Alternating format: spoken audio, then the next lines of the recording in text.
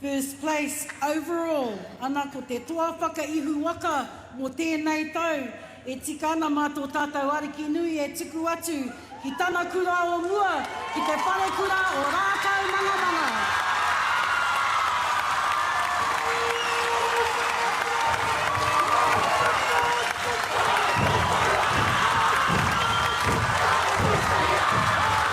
E hara tēnei Wharekura no rāhui pōkeka i te tau hou ki te taitaratoa whakaihuaka.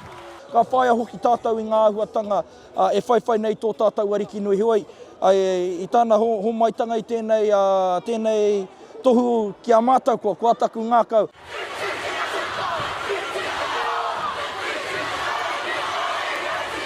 Ko e piha murukete no Ngāti Mahuta, te manukura tāne o te kapa nei.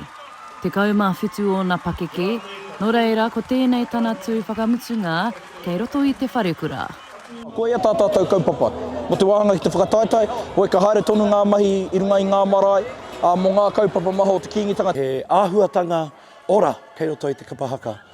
Ki te tino whakatō i ngā kaupapa boring nei, ko kore rātou e tahuri mai. Ka mutu, ko rātou, ngā mea whakaki tūra nei, te mea ko te nuinga o ngā kaihaka matatini, tawhito ake nei. Me wehe i te ātāmira, e haere mai ana te tira hou.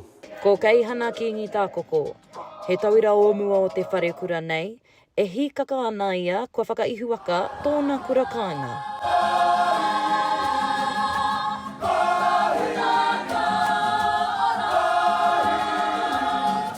Me whakamohio ki a rātou me pēpea te aro ki te whakataitai, engari e hara tērā i te kaupapa nui mō mātou. Ngā hau tuatahi, Māori tuatahi, aroha ki te kaupapa tuatahi.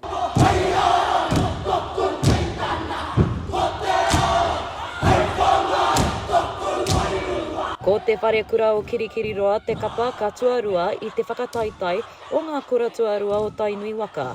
E ai ki a te enua ko kaua, te mana kura o te kapa, e whakamiharo ana ia ki te kaupapa i kawe ake e tōna Wharekura. Ko te whakatu i tō mātou tū Māori, he rereke ki te āhuatanga ki e roa tukura.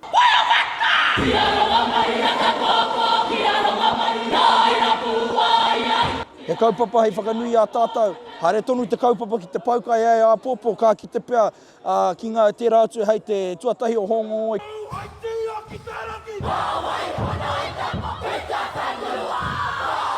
Ka haere a te Wharekura o Rākaumangamanga, a te Wharekura o Kirikiriroa, a te Mauria Whiritoi, rātau ko te Wharekura o te Kaukaroa o Pātetere ki Tauranga, a tērā tau. Hei kanohi mō ngā kura o Tainui ki te whakataitai ā motu.